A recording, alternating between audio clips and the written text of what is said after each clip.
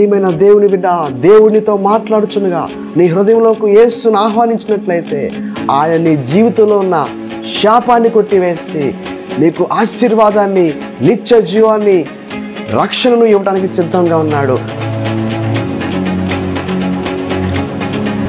ఎంతటి పాపమైనా సరే యేసయ్య ఈ పాపాన్ని క్షమించగల సమర్థుడు. ఈరోజు నీ జీవితాన్ని మార్చగల యేసు వద్దకు వచ్చినట్లయితే యేసులోనే నీకు రక్షణ, యేసులోనే నీకు స్వస్థత, ఆ యేసులోనే నీకు శాంతి సమాధానం, ఆ యేసులోనే నీకు విడుదల, ఆ యేసులోనే నీకు నిత్య జీవం యేసున్న ప్రభు దయచేయునుగాక. యేసుని హృదయంలోకి ఆహ్వానిస్తావా? ఈ రోజు నీ హృదయంలోకి యేసును ఆహ్వానించినట్లయితే నీ జీవితము నూతన సృష్టిగా మార్చడానికి నా యేసు సమర్థుడు. Praise the Lord. ప్రభువైన యేసుక్రీస్తు శ్రేష్ఠ నామములో యేసులోనే రక్షణ అనే టీవీ కార్యక్రమాన్ని మీతో మాట్లాడతాకి యేసయ్య నాకు ఇచ్చిన అవకాశం బట్టి యేసయ్యకే మహిమ కలుగాక. అందరూ బాగున్నారండి? అందరూ బాగుండాలని మీ ఆత్మీయ క్షేమం కోరుతూ మీకోసము అనిత్యము కూడా ప్రార్థన చేస్తున్నాం. అంతేకాదు ఈ వాక్యం ద్వారా మీరు ఆత్మీయంగా బలపడి క్రీస్తు రాకడ కోసం సిద్ధపడాలని చెప్పి మీకోసం శ్రేష్టమైన వర్తమానాలు, రాకడ సందేశాలు, అనేకమైన లోతైన ఆత్మీయ సత్యాలతో కూడిన మిమ్మల్ని ఆత్మీయంగా బలపరిచే వర్తమానాలు మీ ముందుకు తీసుకురావడానికి ప్రభు సహాయం చేస్తున్నారు. మీకు ఒక అద్భుతమైన అవకాశము యేసులోని రక్షణ అనే యూట్యూబ్ ఛానల్ మీరు టచ్ ఫోన్స్లో సబ్స్క్రైబ్ చేసుకుని అనేక సార్లు మీరు వాక్యాన్ని విని బలపడటం కోసం మంచి అవకాశం ఉందని ప్రభుత్వం మనం చేస్తున్నాం. మీకు ఏదైనా ప్రార్థన అవసరం లేసేలా స్క్రీన్ మీద కంపెనీ నెంబర్ కాల్ చేసి మాకు తెలియపరచండి. విశ్వాసంతో ఈ వాక్యం వినండి. ఆఖరిలో మీ సమస్యల విడుదల కోసము ప్రత్యేకమైన స్వస్థ అభిషేక ప్రార్థన చేయబోతున్నాను. తప్పనిసరిగా దేవుడు ఎంతోమంది జీవితాలు అద్భుతాలు చేస్తున్నారు, ఎంతోమంది కుటుంబాలు కడుతున్నారు, వాక్యం ద్వారా బలపరుస్తూ అనేక అద్భుత కార్యాలు ప్రభు చేస్తున్నారు. కనుక వాక్యం మనం స్థిరపడుతూ విశ్వాసంగా ముందుకు సాగుదాం. దేవుడు మీ జీవితంలో గొప్ప కార్యం చేయడానికి సిద్ధంగా ఉన్నాడు. దేవునికి మహిమ కలుగాక. హల్లెలూయా. ప్రియమైన దేవుని బిడ్డలారా, ఈరోజు నా వాక్యాంశము శోధనలు, పరీక్షలు నేర్పిస్తున్న ఆత్మీయ పాఠాలు. ఈరోజు బైబిల్ గ్రంథంలో మనం ధ్యానం చేద్దాం.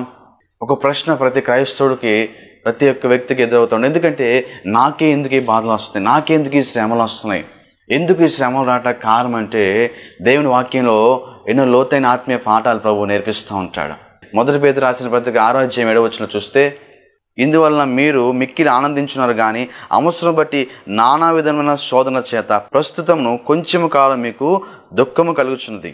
నశించిపోయిన సువర్ణము అగ్ని పరీక్ష వల్ల శోధించబడుచున్నది కదా, దానికంటే అమూల్యమైన మీ విశ్వాసము ఈ శోధనల చేత పరీక్షకు నిలిచినదై యేసుక్రీస్తు ప్రత్యక్షమైనప్పుడు మీకు మెప్పును, మహిమయు, ఘనతయు కలుగుటకు కారణమగును. దేవునికి స్తోత్రం కలుగాక. హల్లెలూయా. ప్రభు ఎంత చక్కగా మాట్లాడుతున్నారు పేతురు రాసిన పత్రిక ద్వారా. ఈరోజు వాక్యాంశంలో కష్టాలు ఎంతకాలము, కష్టాలకు కారణం ఏంటి, ఈ కష్టాలకి, పరీక్షలకి కారణం ఏంటంటే దీనికి జవాబు ఈరోజు వాక్యంలో మనం చూడబోతున్నాం ప్రియరా. మొట్టమొదటిగా చూస్తే కష్టాలు కొంతకాలమే, ఈ శోధనలో ఈ శ్రమ అనుభవం కొంతకాలమే అని వాక్యం సెలవిస్తుంది ఇక్కడ. అంతే అలాగే నానా విధమైన శోధనలు అంటున్నాడు. నానా విధాలైన శోధన అంటే ఒక్కరికి ఒక రకమైన శోధన వస్తుందని గ్యారంటీ లేదు. అంటే ఒక్కొక్కరికి ఒక రకంగా, కొంతమంది పిల్లల ద్వారా శోధించబడతారు, కొంతమంది ఆరోగ్యం ద్వారా శోధించబడతారు, కొంతమంది అనారోగ్య పరిస్థితిని బట్టి శోధించబడతారు, కొంతమంది డబ్బు విషయంలో, కొంతమంది స్త్రీ విషయంలో, కొంతమంది యవనస్తులు వ్యసనాల్లో విషయంలో, రకరకాల పాపాల విషయంలో, శరీరేచ్ఛల విషయంలో శోధించబడతా ఉంటారు. అంటే నానా విధాలైన శోధనలు అనేది ప్రతి ఒక్కరు ఎదుర్కొంటూ ఉంటారు. కొంతమంది దురాత్మ, చీకటి, అపవాద చేత భయంకరంగా శోధించబడతా ఉంటారు. అయితే నానా విధాలైన శోధన అర్థం. అయితే శోధనలు చాలా రకాలుగా వస్తూ ఉంటాయి. శోధన ఎలా వస్తుంది అంటే చూసినట్లయితే శోధన అపవాది నుంచి వస్తుంది. అంటే అపవాదిగాడికి ఉన్న పేరేంటంటే వాడు మోసగాడు, వాడు శోధించేవాడు, వాడు భయంకరంగా బాధించేవాడు. చాలామంది అంటూ ఉంటారు, దేవుడు నన్ను ఈ బాధలతో శోధిస్తున్నాడు, ఈ కష్టాలను తట్టుకోలేకపోతుంది, శోధన తట్టుకోలేకపోతుంది అంట. అంటే శోధన దేవుని దగ్గర నుంచి రాదు. శోధించేది ఎవరంటే అపవాది. వాడి పేరేంటంటే శోధకుడు అంటాడు. వాడు యేసుప్రభుని కూడా ఒకసారి సంబంధం, ఆయన ఉపవాసం సంబంధం యేసుప్రభు దగ్గరికి వచ్చి ఆయన శోధిస్తానికి ప్రయత్నం చేశాడు. అయితే ఆ ప్రభు తిండి విషయంలో, మరి శరీరాశ, నేత్రాశ, జీవడం విషయంలో, అన్ని విషయాల్లో కూడా ప్రభు ఉపవాసం ఉన్న సంబంధం శోధకుడైన అపవాదిని ఎదిరించాడు, జయించినట్టుగా మనం చూస్తాం. దానికి స్తోత్రం. హల్లెలూయా. ఎందుకంటే అపవాది యేసుప్రభు దగ్గర నుంచి పారిపోయింది. ఆ సంబంధం శోధన అపవాది నుంచి వస్తుంది. అది కూడా ఎందుకు వస్తుందంటే మనం స్వకీయ దురాశ చేత, మనం లేనిపోయిన దురాశలకు వెళ్ళి అపవాదికి అవకాశం ఇవ్వటాన్ని బట్టి మన చూపులోనో మాటలోనో శరీరం విషయంలో అపవాదికి మనము దొరికిపోయి వాడు మనం శోధిస్తాకి మన దగ్గరికి వచ్చి మనం శోధించడం ప్రారంభిస్తూ ఉంటాడు. అందుకని ఈ విషయాలు గమనించాలి.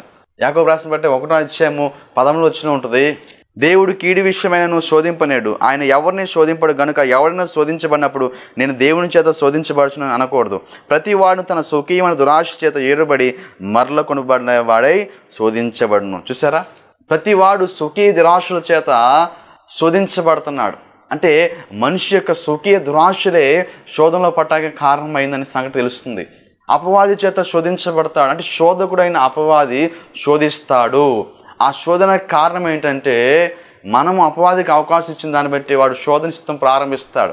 వాడు శోధకుడు అనే సంగతి మనకు క్లియర్గా ఇక్కడ అర్థమవుతుంది ప్రియరా.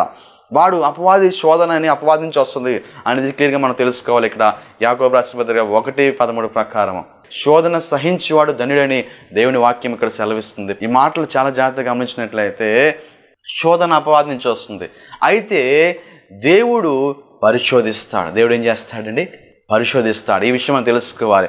ఆ పరిశోధన కూడా ఎందుకు వస్తుందంటే దీనికి జవాబు యెషయా 28:16 చూస్తే ప్రభువుకు యెహోవా ఇలాగ సెలవిచ్చున్నాడు, సియోన్లో పునాదిగా రాతిని వేసిన వాడు ఆయనే, అది పరిశోధించబడిన రాయి, అమూల్యమైన తలరాయి, బహుస్థిరమైన పునాది రాయి, మూలరాయి అయి ఉన్నది, విశ్వసించిన వాడు కలవరపడడు. దేనికి స్తోత్రం, హల్లెలూయా. సరే, ప్రభు ఏం చేస్తారంట? పరిశోధిస్తాడు. ఎందుకు పరిశోధిస్తాడంటే అమూల్యమైన మూలరాయిగా తలరాయిగా నువ్వు నిలబడటం కోసమే. చూడండి, అది పరిశోధించబడిన రాయి, అమూల్యమైన రాయి, బహుస్థిరమైన పునాది రాయి, మూలరాయి అయినది. దేనికి స్తోత్రం, హల్లెలూయా. నువ్వు పరిశోధించబడిన తర్వాత ఎవరు కదల్చలేని ఒక స్థిరమైన పునాది రాయిగా, మూలరాయిగా, స్థిరమైన రాయిగా, ప్రముఖమైన వ్యక్తిగా దేవుడు నిన్ను మారుస్తాడు. ఎప్పుడంటే నువ్వు బహుస్థిరమైన పునాది రాయిగా, మూలరాయిగా, తలరాయిగా నువ్వు ఎప్పుడు మార్చబడతావంటే ఆ దేవుడు పెట్టిన పరిశోధనలో నువ్వు నిలబడి జయించి నిలబడిన తర్వాత మాత్రమే నువ్వు ఆ పరిశోధనలో ఒక స్థిరమైన పునాది రాయిగా, తలరాయిగా, అమూల్యమైన వ్యక్తిగా దేవుడిని మారుస్తాం కోసమే పరిశోధన. దేనికి స్తోత్రం, హల్లెలూయా. చూసారా, ఇప్పుడు దేవుడు పరిశోధిస్తాడు. ఆ పరిశోధన నిలబడితే అది గొప్ప ఆశీర్వాదం మనకి ఇస్తాను. దానికోసమే పరిశోధన అని మనకు అర్థమవుతుంది. ఆత్మీయంగా నిలబెడతాం కోసం, ఇంకను ఆత్మీయ ఒక మెట్టును ఎక్కిస్తాం కోసమే. అందుకని పరీక్షలు పరిశోధన ఎందుకోసం అంటే ప్రమోషన్ కోసమే. హల్లెలూయా. పరీక్షలు పరిశోధన ఎందుకోసం అంటే ప్రమోషన్ కోసమే. యేసేపు జీవితంలో మనం చూస్తున్నాం కదా, ఎంతగా పరీక్షించబడ్డాడు. అతడు ద్వేషించబడ్డాడు, హింసించబడ్డాడు, చెయ్యని నేరం అనిపించాడు, కొట్టివేయబడ్డాడు, గోతిలో వేయబడ్డాడు. అయినప్పుడు కూడా ప్రియరా అనేకసార్లు పరిశోధించబడినప్పుడు కూడా అతడు దేవుణ్ణి విడిచిపెట్టలేదు, భక్తిని విడిచిపెట్టలేదు. కాబట్టి ఆ పరిశోధనలో అతను కలిగిన వాగ్దానము, అతను కలిగిన దర్శనాన్ని విడిచిపెట్టకుండా, భక్తిని విడిచిపెట్టకుండా, అవసరమైతే పాపను చూసి వస్త్రం విడిచిపెట్టి పారిపోవడానికి సిద్ధపడాడు, కానీ పాపం కోసం పరిగెత్తి పాపంలో పడిపోవడానికి మాత్రం ఇష్టపడలేదు యేసేపు. అందుకని ప్రియరా యేసేపు దేవుడు గోతులో ఉన్న వ్యక్తిని చేయి పట్టుకుని లేవనెత్తాడు, ఐగుప్తుకి ఒక ఉన్నతమైన స్థితిలో నిలబెట్టాడు. ఒక బానిసగా వచ్చిన వ్యక్తిని ఒక గొప్ప రాజు తర్వాత రాజంతా వాడిగా ఒక మంత్రి స్థానంలో ఒక ఉన్నతమైన స్థితిలో అనేకులకి ఆహారం పెట్టేలాగా, ఏ అన్నదమ్ములు అయితే త్రోసి వేశారో అదే అన్నదమ్ములకి ఆహారం పెట్టేలాగా గొప్ప మంత్రిగా ఒక ఉన్నతమైన స్థితిలో దేవుడు రాజు రథమెక్కి ఊరేగేంత గొప్ప స్థానంలో దేవుడు యేసేపు నిలబెట్టాడు. అనేక మందికి ఆహారం పెట్టేలాగా, అన్నదమ్ములందరికీ ఆహారం పెట్టే స్థితిలో యేసేపు నిలబెట్టాడు. కారణం ఏంటంటే అతను పరిశోధనలో నిలబడ్డాడు, పరీక్షలు జయించాడు, దేవుడు అతను హెచ్చించాడు. ప్రియరా, ఈరోజు ప్రభునితో మాట్లాడుచున్నాడు. పాపం చేయడానికి అవకాశం ఉంది, కానీ పాపం చూసి పారిపోయాడు. అందుకని దేవుడు ఉన్నతమైన స్థితిలో నిలబెట్టాడు. ప్రియరా, ఈరోజు పరీక్షలు పరిశోధనలు వస్తూ ఉంటాయి. వాటన్నిటిలో మనం నిలబడిన తర్వాతే ఒక ఉన్నతమైన స్థితిలో దేవుడు మనం నిలబెడతాడు. ప్రియరా, టెస్ట్ లేకుండా పరిశోధన లేకుండా ఏముండదు ప్రియరా. ఎందుకంటే మనం నిలబడాలంటే పరిశోధనలు ఉండాలి. ప్రియరా, కొలువు ఉంటుంది, కొలువులో కంసాలి వాడు కాలుస్తూ ఉంటాడు, అది పుట్టవేయబడతా ఉంటుంది, కాలుస్తూ ఉంటాడు. కాల్చిన తర్వాత అది అగ్ని లాంటి పరీక్ష నిలబడిన తర్వాత అది ఉపయోగలేకున్నదో ఆ బంగారు ఉపయోగకరంగా మార్చబడుతుంది. అది నశించిపోకుండా అది ఉపయోగకరమైన బంగారంగా, ప్రకాశవంతమైన బంగారంగా, అలాగే విలువైందిగా మార్చబడుతుంది. ఎందుకంటే అగ్ని పరీక్ష నిలిచిన తర్వాత ప్రియరా, ఈరోజు ప్రభు మనతో మాట్లాడుతున్నాడు. అగ్ని లాంటి శ్రమలు మన జీవితంలో వస్తాయి. శద్రకు మేషకు అబేద్నెగోలు అగ్నిగుణంలో వెళ్తాకన్నా సిద్ధపడారు, కానీ వారు పాపం చేయడానికి ఇష్టపడలేదు పిల్లరా. ఆ బంగారు ప్రతిమకు నమస్కారం చేయడానికి ఇష్టపడలేదు. అందుకనే మరి దేవుడు ఉన్నతమైన స్థితిలో దేవుడు నిలబెట్టాడు వారిని. అగ్ని లాంటి శ్రమల్లో వారు వెళ్ళినప్పుడు కూడా అగ్ని వాసన కూడా వారికి తగలకుండా, వారికి కాలిపోకుండా, నశించిపోకుండా దేవుడు వారికి తోడుగున్నాడు. అగ్నిగుణంలో కూడా వారి పక్షంగా ముగ్గురు అగ్నిగుణంలో వేస్తే 4వ వ్యక్తి కనపడుతున్నారు. 4వ వ్యక్తి దేవుడే. దేవుడు అగ్ని లాంటి శ్రమల్లో అగ్నిగుణంలో వారితో పాటు తోడుగా ఉండి అగ్ని వాసన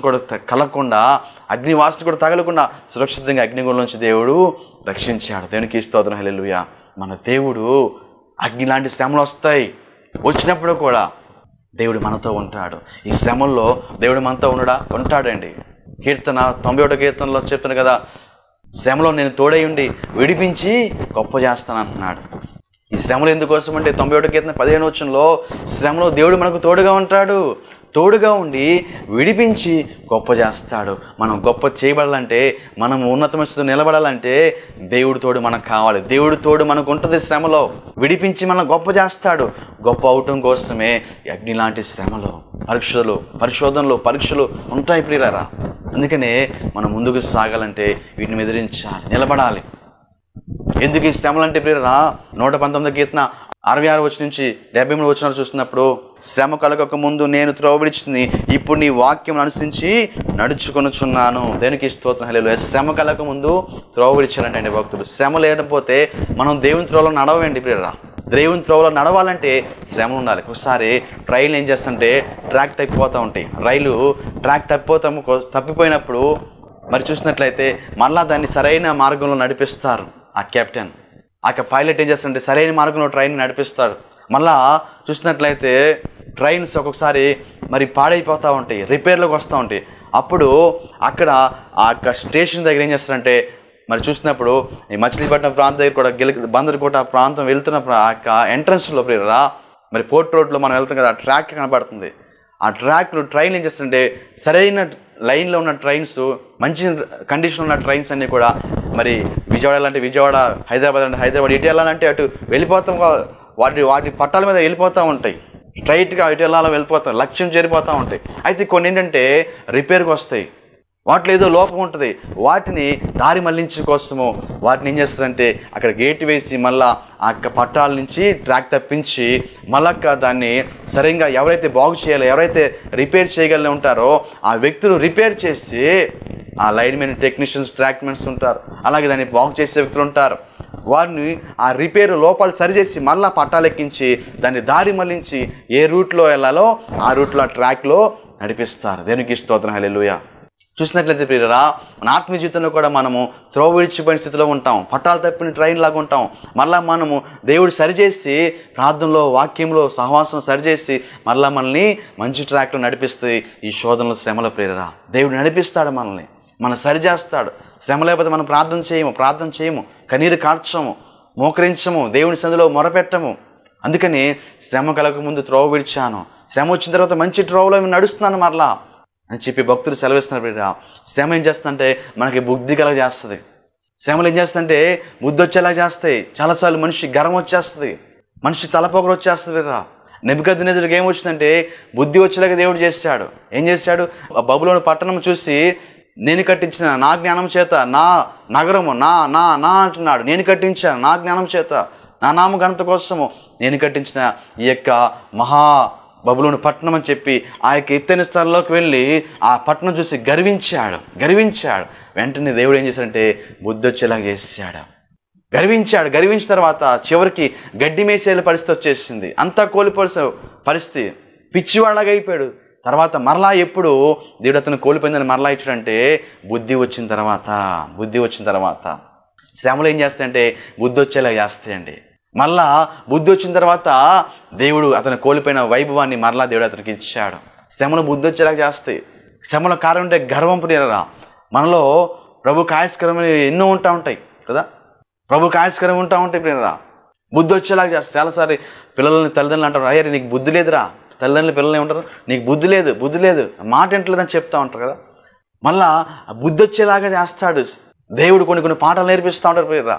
ఎందుకోసమంటే పిల్లలు అదిగా అక్కడ కుక్క ఉంది వెళ్ళమాక అంటే ఎన్ని తర్వాత ఏమైపోద్ది అంటే ఒక సమయంకి ఆ కుక్క ఏం చేస్తుందంటే వెళ్ళినప్పుడు మాట వినకుండా వెళ్ళిన సమయంలో అది కరుస్తుంది, కండ పట్టుకుని పీకేస్తుంది. అది ఆ కండ బాధ చూసినప్పుడు నొప్పి తట్టుకోలేక ఏడుస్తాడు.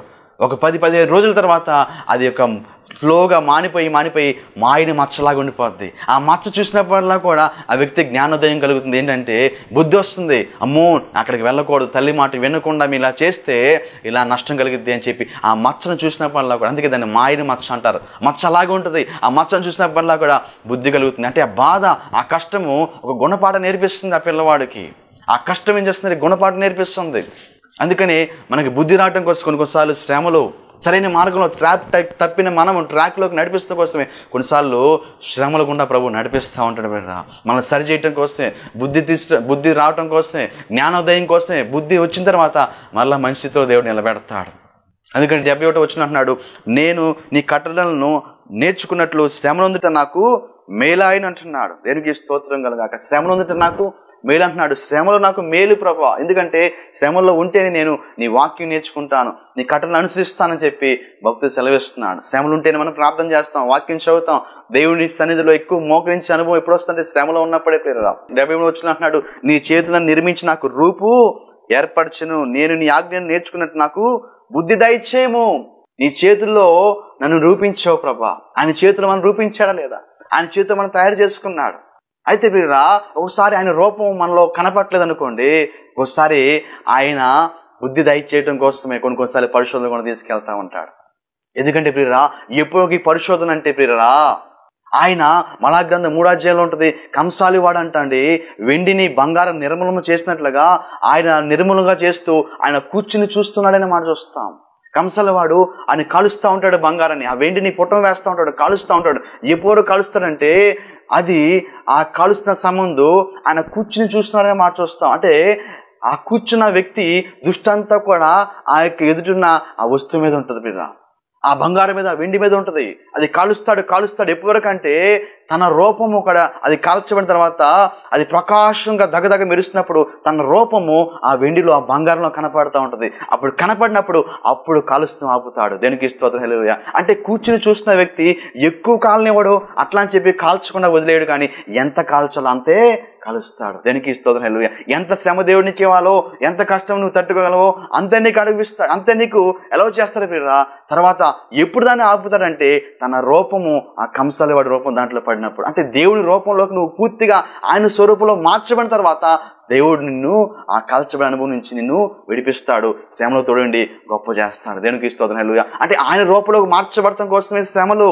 మన బుద్ధి తెచ్చుకుని మరలా క్రీస్తు స్వరూపంలోకి మార్చబడటం కోసమే మనము ఈ శ్రమలు ఎదుర్కొంటున్నాం సంగతి మనం గ్రహించాలి ప్రియరా. అందుకని ప్రియరా ఈరోజు కంసలవాడు కాల్స్తున్నట్టుగా ప్రభు కూర్చుని చూస్తున్నాడు. శ్రమను నేను ఎప్పుడు విడిచిపెట్టేవాడు కాదు. అయ్యో ప్రభు నన్ను విడిచిపెట్టేసాడు అని అనుకోవద్దు. ఎందుకంటే ఈ యొక్క శ్రమలు మనం ఏం చేస్తాయంటే మనలో మాలిన్యాన్ని తీసేస్తూ ఉంటాయి ప్రియరా. చూడండి, చాలాసార్లు బయటికి వెళ్తున్నప్పుడు మన కంట్లో ఏమైపోతుంది, డస్ట్ పడిపోతూ ఉంటుంది. మనకు తెలియకుండా డస్ట్ పార్టికల్స్ వెళ్ళిపోతూ ఉంటాయి లోపల కంట్లో. ఆ కంట్లో ఉన్న చెదరం డస్ట్ పార్టికల్స్ అన్ని కూడా ఎప్పుడు బయటకు వస్తాయి అంటే కన్నీరు కాలుస్తూ, కళ్ళం నీరు కాస్తున్నప్పుడు ఆ కళ్ళం నీళ్ళతో పాటు ఆ యొక్క వేస్ట్ అండ్ టాక్సిన్స్ లోపల పేరుకుపోయినంతా కూడా చెత్త బ్యాక్టీరియా అంతా కూడా కంట్లోంచి కళ్ళంతో వస్తున్న నీటి ద్వారా బయటకు వచ్చేస్తుంది. అంటే ప్రియరా మనం ఎప్పుడు కన్నీరు కాడుస్తామంటే శ్రమలు, బాధలు వచ్చినప్పుడు, కష్టాలు వచ్చి కన్నీరు వచ్చినప్పుడు, బాధలు, శ్రమలు మనల్ని కళ్ళం నీళ్ళు వచ్చి కన్నీరు కాడుస్తాం. ఆ కన్నీరు కళ్ళు మంచిగా కనపడటం కోసం ఎలా అయితే ఉపయోగపడుతుందో మన ఆత్మీయ జీవితంలో మనం శుద్ధి చేయటపడటం కోసము, వాక్యం ద్వారా, వాక్యం ఉదక స్నానం చేత మనం పరిశుద్ధపరచబడటం కోసము ఈ శ్రమలు ఉపయోగపడతాయి ప్రియరా. ఎందుకోసం అంటే మన ఇంటి పైన మనం చూస్తాం కదా, వాటర్ ట్యాంక్ ఉంటూ ఉంటాయి కదా. ఆ వాటర్ ట్యాంక్స్ ఏమవుతూ ఉంటాయంటే అది ఒక 5-6 నెలలు క్లీన్ చేయకుండా అలా వదిలేసినప్పుడు పైన నీళ్లు క్లీన్గానే కనపడతాయి మనం చూస్తాకి, కానీ కిందంతా కూడా చెత్త, మురికంతా పెరిగిపోద్ది, పాకుడు పెరిగిపోద్ది, డస్ట్ పార్టికల్స్ అన్ని కూడా ఆ ట్యాంక్ కింద భయంకర మురికి పెరుగుని ఉంటుంది బిర్రా. ఒక 6-7 నెలలకి ఏం చేయాలంటే కనీసము దాన్ని మనం క్లీన్ చేసుకుంటా ఉండాలి. కనీసం 4-5 నెలలకి మన అవకాశం బట్టి 5-6 నెలలకి మరి అది క్లీన్ చేసుకుంటా ఉండాలి. ఆ ట్యాంక్లో దిగిన వేస్ట్ అంతా తీసేసి మరలా బ్లీచింగ్ వేసి మంచిగా క్లీన్ చేస్తాం. తర్వాత మంచి ఫ్రెష్ వాటర్గా అక్కడ ఉపయోగకరంగా అవి మార్చబడతాయి చూసినట్లయితే. లేకపోతే మురికి పెరిగిపోద్ది, పైకి బాగానే ఉంటుంది, అందుకని ఈరోజు మన ఆత్మీయ జీవితంలో మనకు పైకి బాగానే ఉన్నామేమో, కానీ లోపల మనిషి జీవితంలో మన చూపుల ద్వారా, మాటల ద్వారా, శరీర ద్వారా, మన యొక్క క్రియల ద్వారా తెలియకుండానే చెత్త పెరిగిపోద్ది. అందుకని ఈ శ్రమలు, ఈ బాధలు, కష్టాలు వచ్చినా మనం ఏం చేస్తాం? దేవుని సన్నిధిలోకి వెళ్ళి మోకరించి కన్నీరు కాచి ప్రార్థన చేస్తాం. ఈ ఉపవాస ప్రార్థనలో ఎప్పుడు మనం చేస్తామంటే, శ్రమలు వచ్చినప్పుడు ఉపవాస ప్రార్థనలో మనం ఏం చేస్తామంటే శుద్ధి చేయబడతాం. మనలో ఉన్న మురికి, మాలిన్యం అంతా తీసిచేయబడుతుంది. అందుకని ప్రియురా, ఈ శ్రమలు ఉన్నందుట నాకు మేలు అని చెప్పి భక్తులు సెలవిస్తాడు. మనము యేసు రక్తంలో కడగబడే అనుభవంలో ఉండాలి, శుద్ధి చేయబడాలి. వాక్యం అనే ఉదక స్నానం చేత మనం కన్నీరు కాడుస్తూ ఉపవాసంలో, ప్రార్థనలో మనం గడిపినప్పుడు ప్రియురా, మనలో ఉన్న దేవునికి ఆయస్కరమైన మురికి, మాలిన్యం అనేది తొలగిపోద్ది, శుద్ధి చేయబడతాం ప్రియురా. యెషయా 48:10 అంటున్నాడు, నేను నిన్ను పుటం వేసి వెండిని వేసినట్టు కాదు, ఇబ్బంది అనే కొలు నిన్ను పరీక్షించి. ఎట్లా అంటే ఈ యొక్క అనుభవం దేవుడు భక్తులు ఈ అనుభవంకి ఏం పేరు పెట్టారంటే, ఈ అనుభవంకి ఇబ్బంది అనే కొలిమిలో పుటం వేస్తానంట దేవుడు. కంసంలో అయితే కాలుస్తాడో కొలిమిలో, ఆ ఇబ్బంది అనే కొలిమిలో ప్రభు మనల్ని పుటం వేస్తానంట.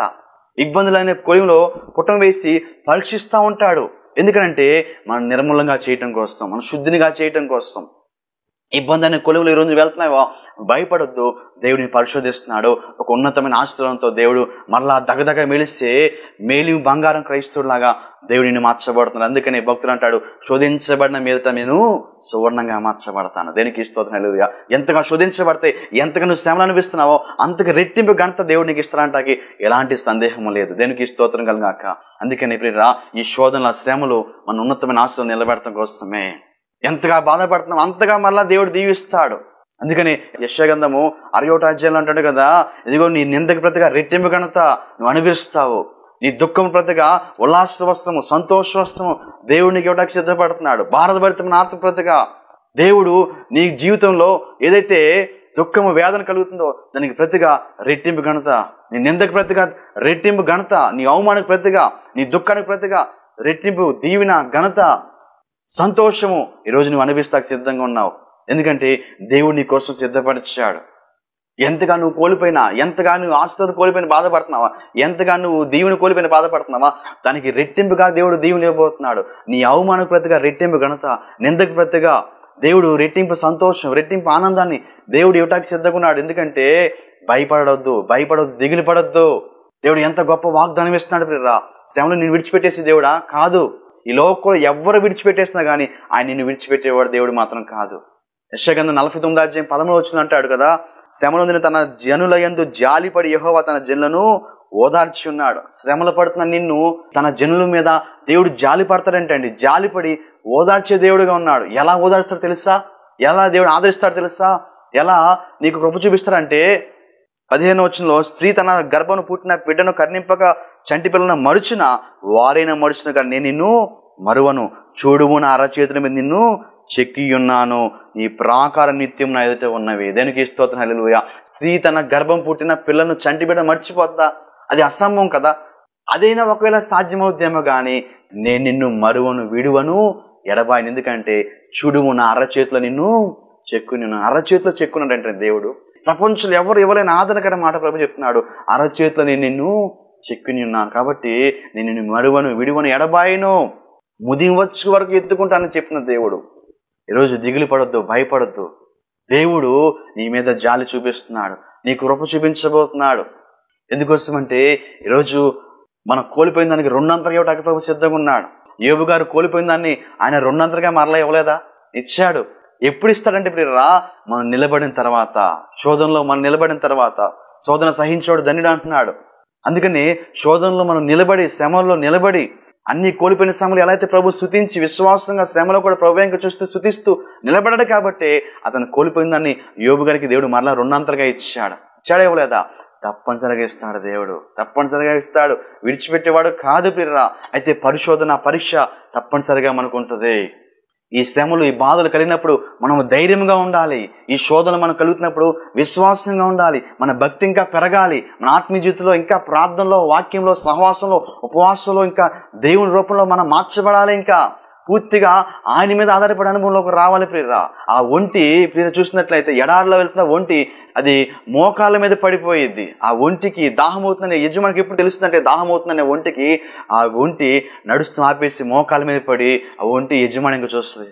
వెంటనే తనకి కావాల్సిన నీరు ఆ యొక్క యజమాని ఇస్తాడు ప్రియరా. మన దేవుని కూడా మనం మోకరించి కన్నీరు కచ్చి ప్రార్థన చేసి దేని వైపు చూసినప్పుడు తప్పనిసరిగా దేవుడు మన అవసరం తీర్చడానికి సిద్ధంగా ఉన్నాడు.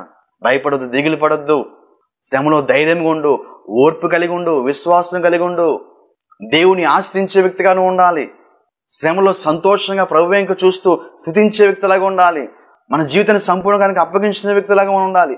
అప్పుడు ప్రార్థన, సహవాసము, ఉపవాసంలో దేవుడి మీద పూర్తిగా ఆధారపడినప్పుడు మనకు కలిగిన శ్రమలన్నింటినీ కూడా దేవుని కలిగిన మారుస్తాడు. బైబిల్ గ్రంథంలో పరీక్షలు ఎదుర్కోలేదా? భక్తులు అనబడిన వారు బైబిల్లో పరీక్షలు ఎదుర్కోలేదా? శోధనలు రాలేదా? అబ్రహాం గారు శోధించబడ్డాడు. తనకు లేక పుట్టిన కుమారుడి విషయంలో దేవుడి కంటే ఎక్కువ ప్రేమిస్తాడా లేదని చెప్పి శోధించబడ్డాడు. ఆ శోధనలో నిలబడ్డాడు. ఆస్తి విషయంలో శోధించబడ్డాడు. దేవునికి పెట్టిన పరిశోధనలో నిలబడ్డాడు అబ్రహాము. యోబు గారు శోధించబడలేదా? శోధించబడ్డాడు, పరిశోధించబడ్డాడు. యోబు గారు పరిశోధించబడలేదా? పరిశోధించబడ్డారు. ఆ పరిశోధనలో యోబు గారు నిలబడ్డారు. భక్తి విషయంలో పరిశోధనలో యోబు గారు నిలబడ్డారు. అబ్రహాము మరి ఆస్తి విషయంలో, బిడ్డల విషయంలో, కుమారుల విషయంలో పరిశోధనలో అబ్రహాం గారు నిలబడ్డారు. దానియేలు, షద్రకు, మేషకు, అబేద్నెగోలు తిండి విషయంలో, ఆహార విషయంలో పరిశోధించబడ్డారు. ఆ పరిశోధనలో వారు నిలబడ్డారు ప్రియరా. శోధించబడ్డారు, పరిశోధించబడ్డారు. ఆ పరిశోధనలో వారు నిలబడ్డారు ప్రియరా. యోసేపు పాపం విషయంలో మరి శోధించబడ్డాడు, పరిశోధించబడ్డాడు. ఆ పరిశోధనలో యోసేపు గారు నిలబడ్డాడు. ఒక చిన్న పిల్లవాడు 5 రొట్టెలు 2 చేపలు తనకి తినమని చెప్పి తల్లిస్తే ఆ విషయంలో కూడా, దేవునికి ఇచ్చే విషయంలో కూడా అది ఉంచుకుంటే అక్కడితో అయిపోయేది. కానీ అతను ఒక పరిశోధన ప్రియుడు. అది కూడా ఆ పరిశోధనలో ఆ చిన్న పిల్లవాడు నెగ్గాడు. దేవునికి ఇచ్చే విషయంలో నమ్మకంగా జీవించాడు. అతను కలిగింది పరిశోధన, తినాలా, ఉంచుకోవాలా, ప్రభుకి ఇచ్చేయాలా, ఇచ్చేసాడు. కాబట్టి పరిశోధనలో ఆ విశ్వాసంగా నిలబడ్డాడు. పరిశోధనలో ఆ యొక్క కుర్రవాడు గెలిచాడు. అనేక మందికి ఆశ్చర్యకరంగా ఆ వ్యక్తి దేవుడు మార్చాడు. ఆ వ్యక్తి ఇచ్చిన 5 రొట్టెలు 2 చేపలు అనేక మంది దీనికరంగా మార్చబడింది. ఆ పరిశోధనలో కూడా ఆ చిన్న కుర్రవాడు నెగ్గాడు. మోషే గారికి పరిశోధన రాలేదా? మోషే గారికి అధికార విషయంలో పరిశోధన, అల్పకాల పాపభోగం అనుభవిస్తాకి ఇష్టపడలేడు, ఆస్తిని అనుభవిస్తాకి ఇష్టపడలేదు, రాజకుమారుడు ఉంటాకి ఇష్టపడలేదు, రాజ్యము, రాజ్యాధికారము, రాజకుమారుడుగా ఉండే గొప్ప హోదాని విడిచిపెట్టేశాడు. దేవుని కోసం శ్రమ పడతాకి, దేవుని ప్రజల కోసం శ్రమ పడతాకి ఇష్టపడ్డాడు. కాబట్టి దేవుడు మోషే గారి ద్వారా ఎన్నో అద్భుత కార్యాలు జరిగించాడు. ఎంతో మందికి దేవుని కనుక అనేక మంది నడిపించే గొప్ప నాయకుడిగా నిలబెట్టాడు దేవుడు. పరిశోధన బైబిల్ గ్రంథంలో ప్రతి వ్యక్తి కూడా పరిశోధన గుండా వెళ్ళారు. చాలా మంది పరిశోధన గుండా వెళ్ళారు.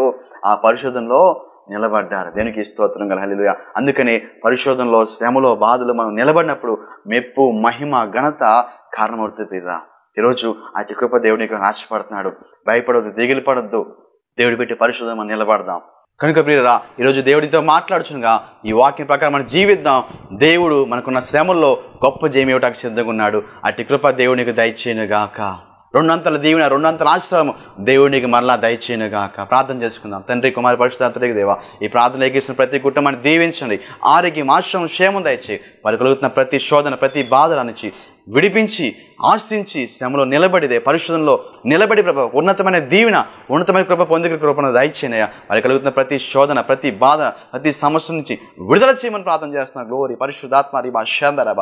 ఆరోగ్యం, ఆశ్రమం, దీవెన, క్షేమం, మేలు ఏసిన బిడ్డ కలుగును గాక అని ప్రార్థన చేస్తున్నాను. దీవిస్తూ యేసు నామములో ప్రార్థన సమర్పిస్తూ నీ రాజ్యంలో ప్రభా అయా శ్రమలు సహించి నిలబడే ఒక గొప్ప స్థితిలో ఉండే కృపను బిడ్డకు దయచేయమని దీవిస్తూ యేసును ప్రార్థన పాటు సమర్పిస్తున్న నా ప్రియపల్ల తండ్రి, ఆమేన్.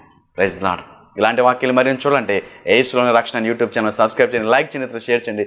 దేవుడు దీవించిన గాక. Praise lord.